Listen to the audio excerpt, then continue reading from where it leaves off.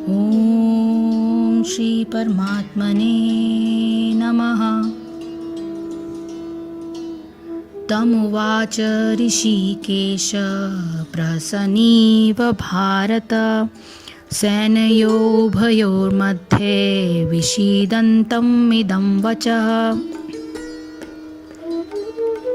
हे भारतवंशी धृतराष्ट्र, उस समय दोनों सेनाओं के मध्य शोकमग्न अर्जुन से कृष्ण ने मानो हंसते हुए ये शब्द कहे। इसका अर्थ यह है कि दो घनिष्ठ मित्रों अर्थात ऋषिकेश तथा गुड़ाकेश के मध्य वार्ता चल रही थी। मित्र के रूप में दोनों का पद समान था, किंतु इनमें से एक स्वेच्छा से दूसरे का शिष्य बन गया। कृष्ण हंस रहे थे क्योंकि उनका मित्र अब उनका शिष्य बन गया था। सबों के स्वामी होने के कारण वे सदैव श्रेष्ठ पद पर रहते हैं, तो भी भगवान अपने भक्त के सखा, पुत्र या प्रेमी बनना स्वीकार करते हैं। किंतु जब उन्हें गुरु रूप में अंगीकार कर लिया गया तो उन्होंने तुरंत गुरु की भूमिका निभाने के लिए शिष्य से गुरु की भांति गंभीरता पूर्वक बातें की, जैसा कि अपेक्षित है। ऐसा प्रतीत होता है कि गुरु तथा शिष्य की यह वार्ता दोनों सेनाओं की उपस्थिति में हुई, जिससे सारे लोग जो है वो लाभान्वित हुए। अतः भगवत गीता का संवाद किसी एक व्यक्ति, समाज या जाति के लिए नहीं, अपितु सबों के लिए है और उसे सुनने के लिए शत्रु या मित्र समान रूप से अधिकारी हैं। साधारण रूप से जब कोई मनुष्य शोक करता है तो शोक का कारण युक्ति संगत न होते हुए भी उसके प्रियजन उसके प्रति सहानुभूति व्यक्त करते हैं, किंतु भगवान श्री कृष्ण ने सहानुभूति के स्थान पर उसका उपहास किया। कारण यह है कि श्लोक संख्या 7 के अनुसार, जो हम पहले बता चुके हैं, तो अर्जुन ने अपने को भगवान की शरण होने को कहा, किंतु श्लोक संख्या 9 में उन्होंने युद्ध न करने का निश्चय कर लिया। उनकी ये विचलित मनस्थिति की जो परिस्थिति थी, उस पे भगवान को हंसी आना स्वाभाविक ही था। इसलिए संजय यहाँ पर उनकी वाणी को प्रहसन से प्रभावित बताते हैं। इस प्रकार भगवान जो है उपहास उड़ाते हुए अर्जुन से अत्यंत कठोर वाणी का उपयोग करते हुए कहते हैं। श्री भगवान उवाच अशोच्यान अनवशोचः त्वं प्रज्ञावादान च भाषसे गतासून च न अनुशोचन्ति पंडिताः। श्री भगवान ने कहा, तुम पांडित्यपूर्ण वचन कहते हुए उनके लिए शोक कर रहे हो जो शोक करने के योग्य ही नहीं। जो विद्वान होते हैं वे न तो जीवित के लिए शोक करते हैं और न ही मृत्यु के लिए शोक करते हैं। अर्थात भगवान ने तत्काल जो है वो गुरु की पदवी संभाली। सखा से वो गुरु बन चुके थे और गुरु का कर्म क्या होता है? शिष्य को ज्ञान के द्वारा सही रास्ते पर लाना। तो उन्होंने अपने शिष्य की जो अप्रत्यक्षता, जो सिचुएशन उनकी थी, तो उन्होंने उनको मूर्ख कहकर डांटा। उन्होंने कहा कि तुम विद्वान की तरह बातें करते हो, किंतु तुम ये नहीं जानते कि जो विद्वान होता है, अर्थात जो ये जानता है कि शरीर तथा आत्मा क्या है, वो किसी भी अवस्था में शरीर के लिए, चाहे वो जीवित हो या मृत, वो शोक नहीं करता। प्राण जाने या ना जाने से बुद्धिमान मनुष्य जो है उसको जो है वो अप्रभावित होना चाहिए, इस बात का महत्व देते हुए श्लोक संख्या 11 जो भगवान उवाच है वो बोली गई थी। तो इस श्लोक में गीता का जो उपदेश आरंभ होता है, यह एक अत्यंत महत्वपूर्ण श्लोक है, जिसे प्रत्येक मनुष्य को हर समय मन में धारण करना चाहिए। संसार में देखा जाता है कि जन्म के समय स्वजन हर्षित और मृत्यु के समय स्वजन जो है अत्यंत शोकाकुल होते हैं। श्री भगवान इस श्लोक में इस प्रकार की दोनों ही प्रवृत्तियों को बुद्धिमानी नहीं कहते। उनके कथन के अनुसार जीवन और मृत्यु हर्ष अथवा शोक का विषय नहीं। अतः हर्ष अथवा शोक का समर्थन करना कभी भी बुद्धिमानी नहीं। इसका कारण यह है कि प्रत्येक जीवधारी का शरीर हर समय परिवर्तित होता रहता है। शरीर एक क्षण के लिए भी स्थिर नहीं रहता, वो नित्य परिवर्तनशील है। किसी एक क्षण में प्रतीत होने वाला शरीर दूसरे ही क्षण में नहीं रहता। अतः शरीर का जो हर समय नाश होते रहने का जो साइकिल है, इस कारण इसकी जो सत्ता है, जो इसका मतलब जो सत्ता का जो भाव है कि ये शरीर मेरा है, वो एक आभास मात्र है, उसकी कोई वास्तविकता नहीं। जीवन धारण करने से केवल इस आभास का आरंभ होता है और मृत्यु से ये आभास समाप्त हो जाता है। किसी वास्तविक पदार्थ का न तो जन्म होता है न उसकी मृत्यु होती है, किंतु इस आभास का जिसे अनुभव होता है वो तत्व स्वयं अपरिवर्तनशील है, अनुभव स्वरूप है और अविनाशी है, जो कि आत्मा है।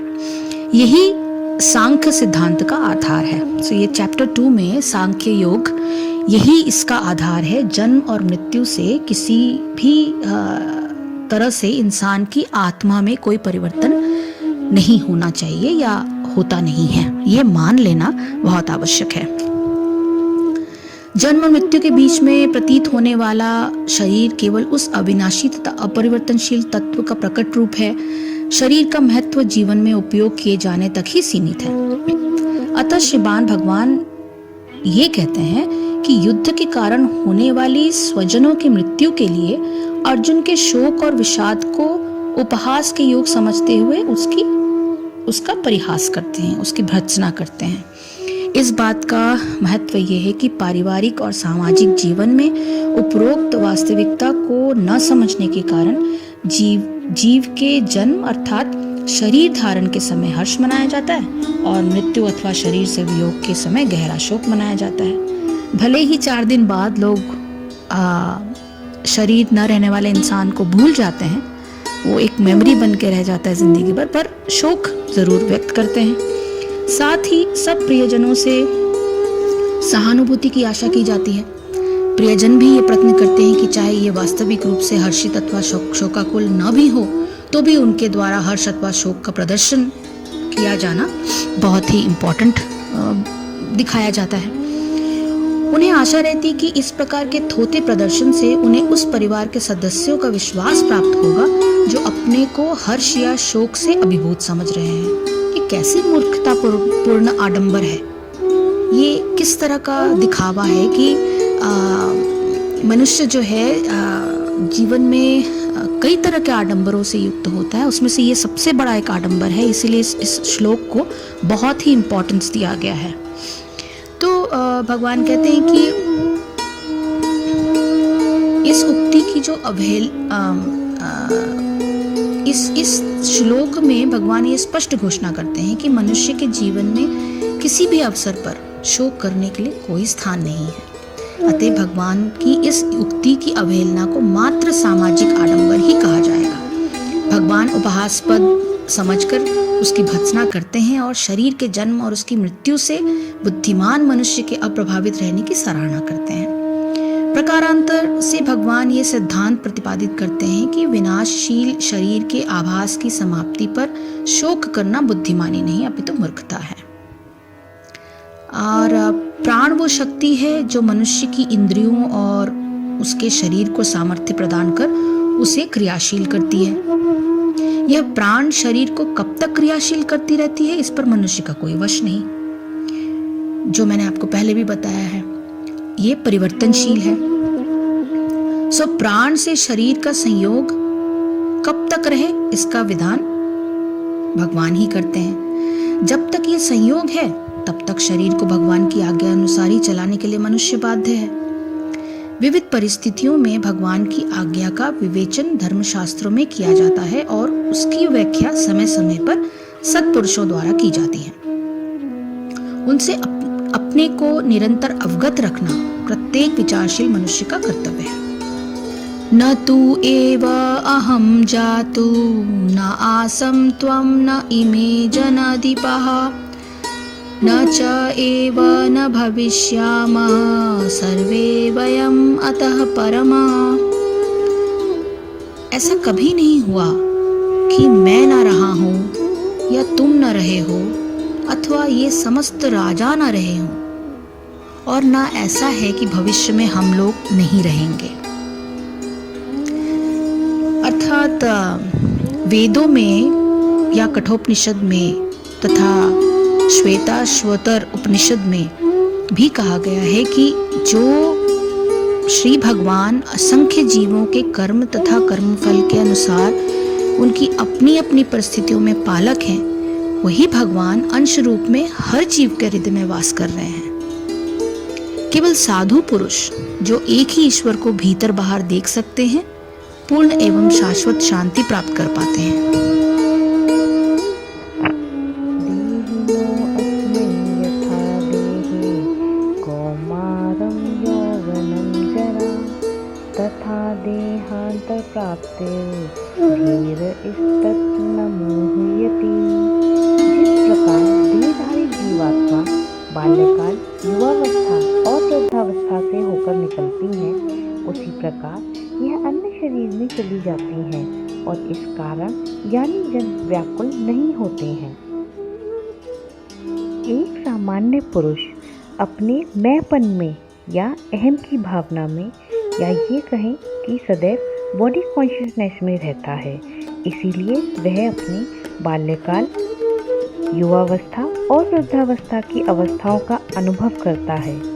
इसके विपरीत एक संत हमेशा ही आत्म अनुभूति, सोल कॉन्शियसनेस में रहता है। उसकी चेतना हमेशा ही परमात्मा में रहती है।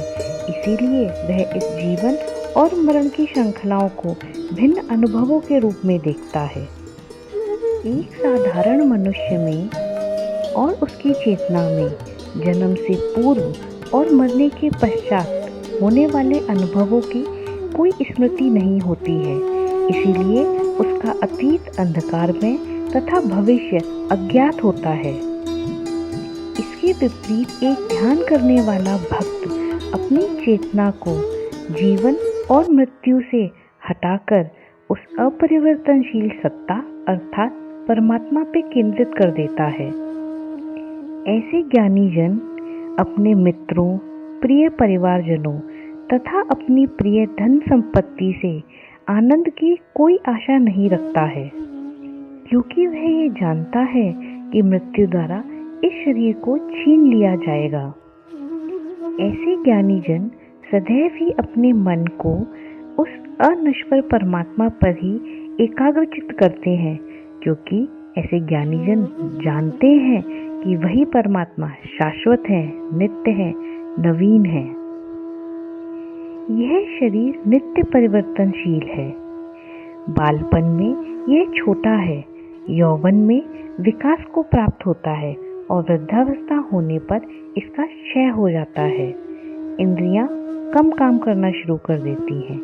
जिस प्रकार ये सब दशाएं केवल शरीर की हैं, आत्मा से उनका कोई संबंध नहीं है, इसी प्रकार एक शरीर को त्यागना और दूसरे शरीर की प्राप्ति भी इसी क्रम में आती है।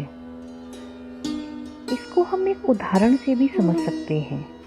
जिस प्रकार समुद्र में नित्य लहरें उठती रहती हैं, वह लहरें बड़ी होती हैं और बाद में समुद्र में ही मिल जाती हैं, परंतु उन लहरों के रूप में समुद्र की ही अभिव्यक्ति होती है और लहरों की वृद्धि से या उनके समुद्र में मिल जाने से समुद्र के जल की कोई हानि नहीं होती। इसी प्रकार इस आत्मा रूपी समुद्र में देह रूपी लहर प्रकट होती है, उनकी वृद्धि होती है, फिर वह खत्म होकर समुद्र में ही मिल जाती हैं, परंतु समुद्र के जल में इस प्रक्रिया से कोई फर्क नहीं पड़ता। इसी प्रकार शरीर के प्रकट होने, वृद्धि को प्राप्त होने और फिर खत्म हो जाने से इस आत्मा पे कोई प्रभाव नहीं पड़ता है।